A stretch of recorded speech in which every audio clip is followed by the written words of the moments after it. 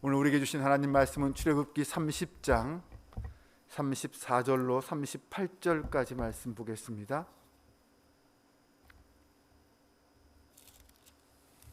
출애굽기 30장 34절로 38절까지 말씀입니다. 한 절씩 교독하며 봉독합니다. 여호와께서 모세에게 이르시되 너는 소합향과 나감향과 풍자향의 향품을 가져다가 그 향품을 위향에 섞되 각기 같은 분량으로 하고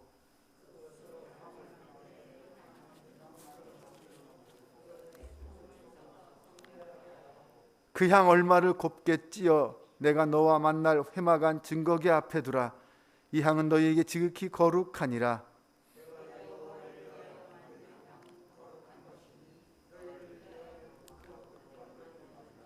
같이 봉독합니다. 냄새를 맡으려고 이 같은 것을 만드는 모든 자는 그 백성 중에서 끊어지리라. 아멘. 할렐루야. 오늘도 새벽을 깨우고 하나님의 전에 함께 하신 여러분들, 오늘도 하나님과 동행하며 주님이 주시는 힘과 위로를 입고 승리하며 살아가는 복된 하루 되시기를 주님의 이름으로 축원합니다. 오늘 본래 본문은 17절부터 38절까지입니다. 마지막 부분만 읽었지만 말씀을 나누면서 안 읽은 부분까지 함께 드리려고 합니다. 사실 모든 물건은 그것을 만든 사람의 목적에 따라서 만들어집니다. 하나님께서 성막에 모든 기물들을 만들게 명하셨는데 각각 그 목적에 따라 만들게 하셨습니다. 17절부터 보면 오늘 본문에는 물두멍과 향기름, 관유라고 부르죠. 또 그리고 향, 이 세 가지를 어떻게 만들고 어떻게 사용해야 할지에 대해서 말씀하고 있습니다. 그 성물의 목적은 무엇이며 그 영적인 의미가 무엇인지 살펴보겠습니다. 첫 번째가 물두멍입니다. 17절부터 21절까지 이 물두멍에 대한 설명이 나오는데, 이 물두멍은 회막과 번제단 사이에 위치합니다. 물두멍은 말 그대로 물을 담아 놓는 그릇입니다. 제사장이 제사를 집행할 때 그리고 제물을 잡을 때 항상 이 물두멍에서 손과 발을 씻어서 자신의 몸을 정결하게 해야 했습니다. 제사장의 손과 발을 씻어 몸을 정결하게 할 목적으로 이 물두멍을 만들었던 것입니다.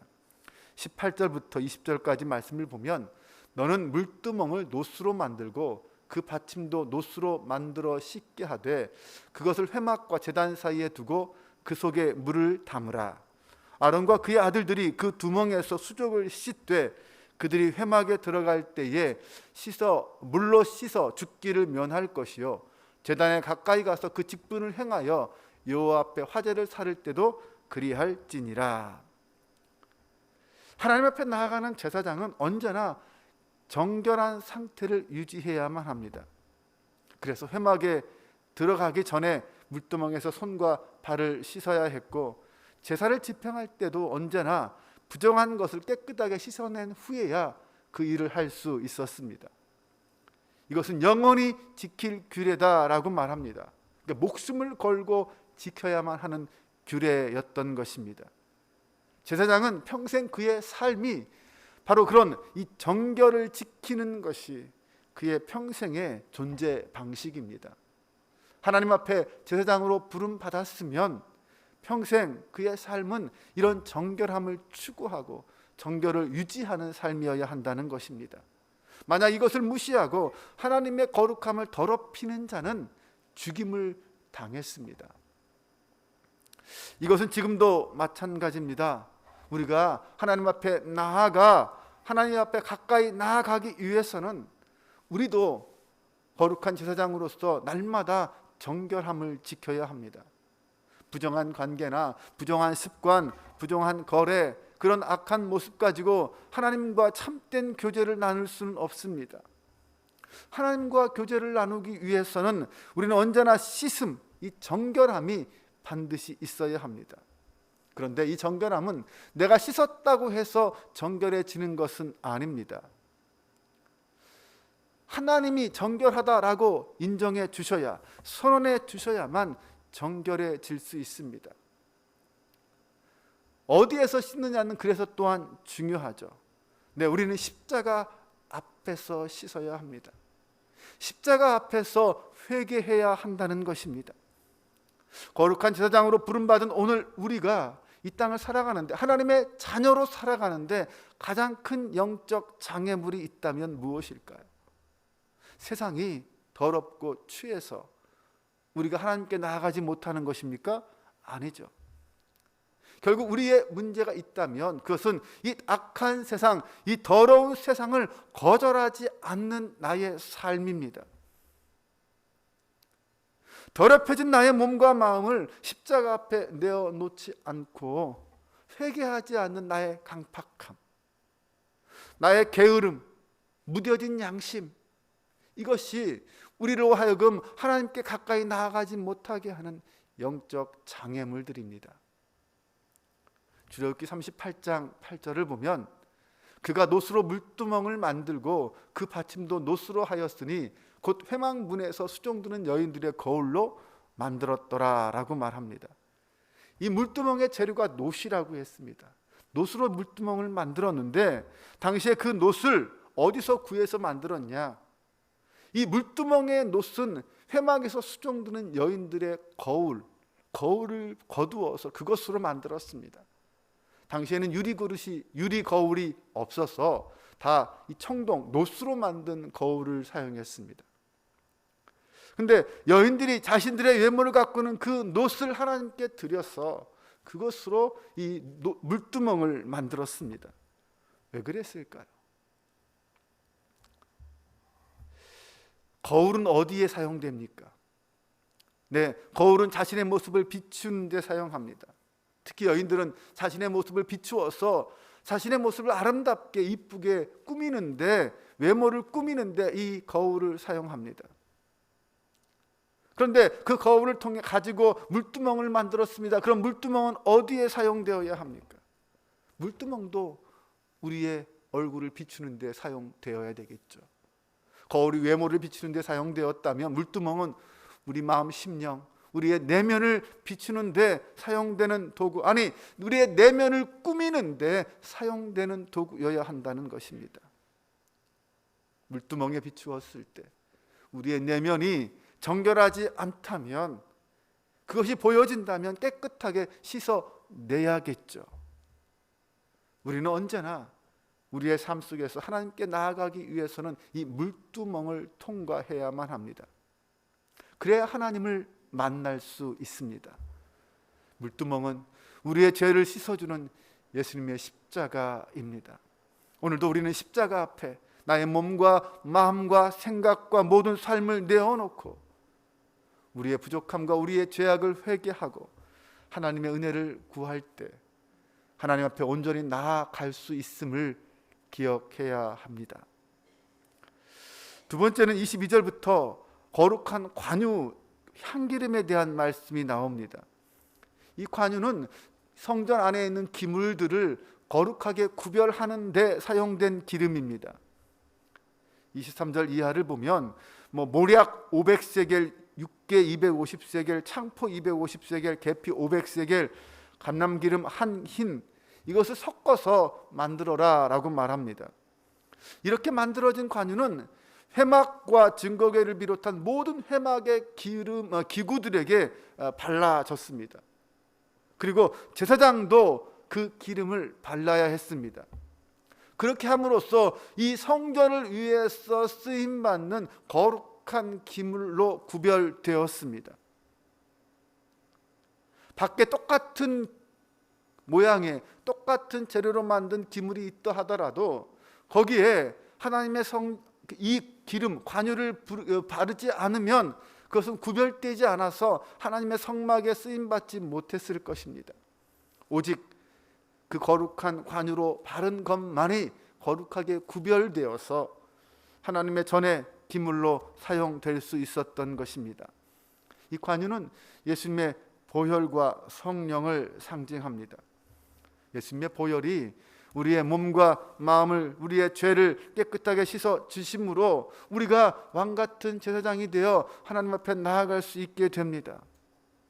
성막의 기름과 제사장에게 기름을 발라서 거룩하게 구별되어 그 직임을 감당하게 했듯이 오늘 우리도 날마다 예수 그리스도의 십자가의 보혈로 씻음을 받고 거룩한 주님의 자녀가 됩니다. 또한 성령은 날마다 우리 가운데 임재해서 우리를 거룩한 성전 되게 합니다. 그래서 하나님의 사람으로 우리를 구별하여 줍니다. 그러므로 날마다 우리 안에 내주하시는 성령의 인도하심에 따라 순종하며 말씀 안에 살아가는 사람, 이 사람이 날마다 하나님과 만나고 하나님과 교제하며 하나님의 은혜 안에 살아가는 사람입니다. 그리고 세 번째는 거룩한 향에 대한 이야기가 34절부터 나옵니다. 이 분향단에서 사용하는 향, 이 향을 어떻게 만들고 또 어떻게 사용하는지에 대한 말씀입니다. 당시 유명한 향품이었던 이 조합향, 나감향, 풍자향과 그리고 유향을 함께 같은 분량으로 섞어서 만들고 거기에 소금을 쳐서 청결하게 하였다라고 말합니다. 이렇게 만든 향은 분향단에서 피워져 가지고 분향단에서 피워져서 성소와 지성소에 그 향으로 가득하게 하고 그 연기로 가득하게 했습니다. 그리고 또 그 향의 얼마를 빻아서 곱게 가루로 만들어 회막 안 증거계 앞에 두라라고 했습니다. 그래서 항상 언제나 그 향으로부터 향기가 흘러나와 그 성소 안에 흘러나오게 향이 나게 만들었던 것입니다. 그리고 분향단에서 피워지는 향의 연기와 향기는 그 성소를 가득 채울 뿐만 아니라 나아가서 주변에도 그 향이 흘러나갔을 것입니다. 그래서 그곳은 하나님의 거룩한 성막임을 드러내고 그 향기의 거룩함, 그 장소의 거룩함을 나타냈을 것입니다. 사람들에게 그 거룩함을 드러냈고 하나님께는 올려져서 하나님이 받으시는 거룩한 이 향기가 되었습니다. 요한계시록 5장 7절을 보면 하나님의 보좌 앞에 네 생물과 24장로들이 어린 양 앞에 엎드려서 금대접을 드립니다. 그런데 그 금대접 안에는 검은고와 향이 가득했다라고 말합니다. 그리고 그 향은 성도의 기도다라고 말합니다.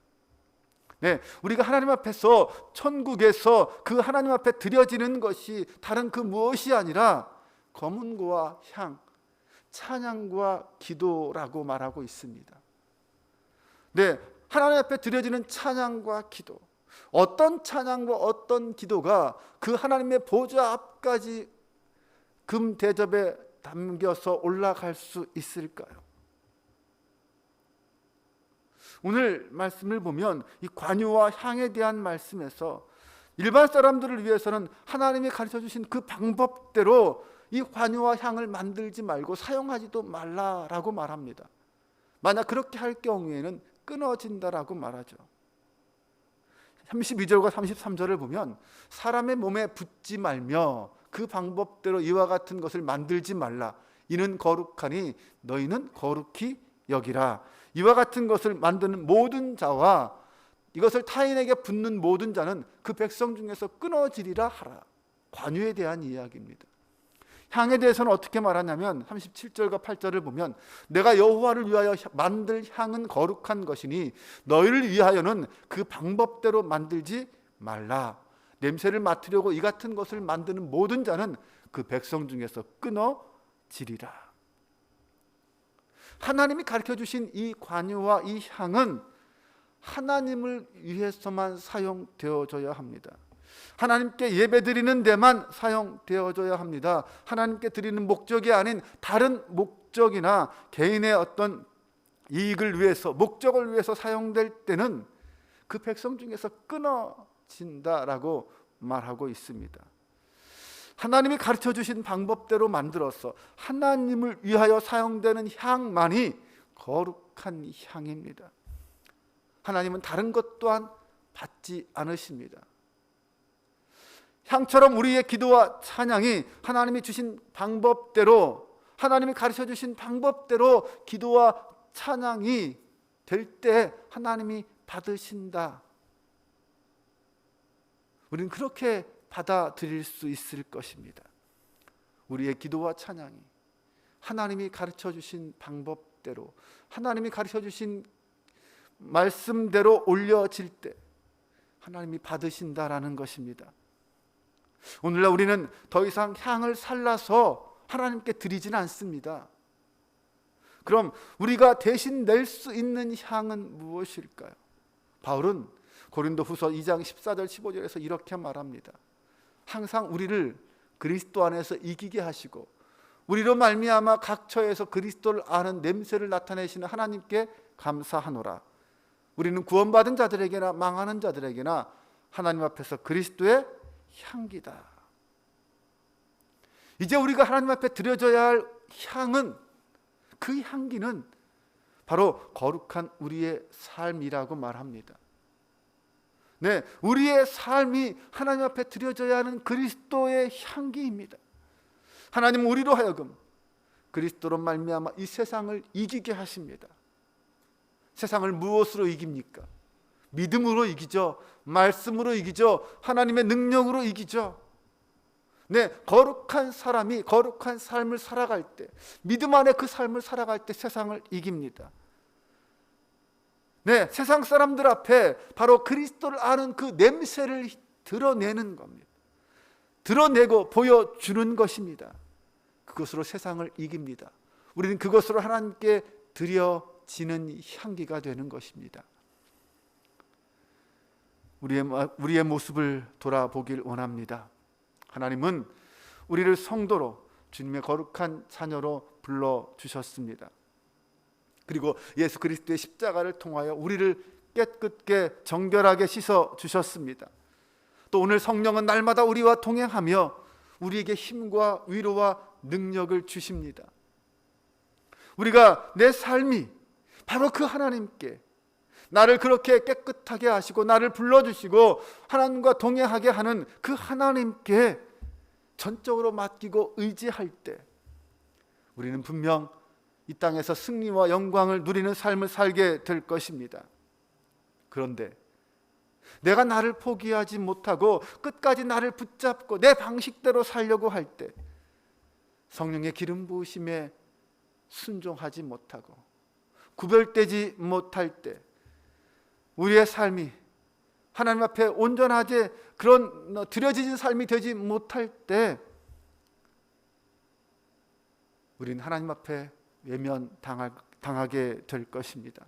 하나님이 받으시는 거룩한 향기가 되지 못할 것입니다. 나를 향한 하나님의 부르심이 믿어지십니까? 하나님이 나를 정결케 하셨다고 믿으십니까? 성령께서 나와 함께 하시며 내 인생을 주관하고 이끄신다고 믿으십니까? 그렇다면 우리는 우리의 삶이 하나님이 원하시는 그 방법대로 살아가고 날마다 그 성령의 음성에 민감하게 반응해서 하나님이 기뻐 받으시는 나의 삶이 되고 우리의 인생이 되어서 하나님 앞에 나아가고 하나님과 날마다 동행하며 하나님의 영광을 찬양하는 하나님의 거룩한 도구들이 되시기를 주님의 이름으로 축원합니다. 오늘도 나의 삶의 자리에서 어떤 모습으로 하나님 앞에 나아갈까? 나를 부르시는 그 하나님의 음성을 듣고 기도하며 찬양하는 복된 하루가 되시기를 주님의 이름으로 축원합니다. 기도하겠습니다. 하나님이 만드시라고 하신 물두멍과 관유와 향을 통하여 오늘 우리의 삶을 돌아보게 하시니 감사합니다. 날마다 십자가를 의지하며 회개하고 주님 앞에 나아가는 저희들 성도가 되게 하여 주옵소서. 날마다 성령의 기름 부음을 사모하며 세상 속에 구별된 하나님의 사람으로 능력 있게 살아가는 저희들 되게 하여 주옵소서. 어디에 있든 내가 있는 그곳에 거룩한 생명의 향기가 드러나는 그리스도인으로 살아가게 하여 주옵소서. 오늘도 우리를 거룩한 제사장으로 구별하여 세상에 보내시는 아버지 하나님, 세상을 이기신 예수 그리스도의 이름을 의지하여 이 시간 기도하길 원합니다. 우리의 기도를 들으시고 성령의 능력을 힘입어 세상과 당당히 맞서 싸우고 승리의 찬양을 부르는 저희 모두가 되게 하여 주옵소서. 우리 주 예수 그리스도의 이름으로 기도합니다. 아멘.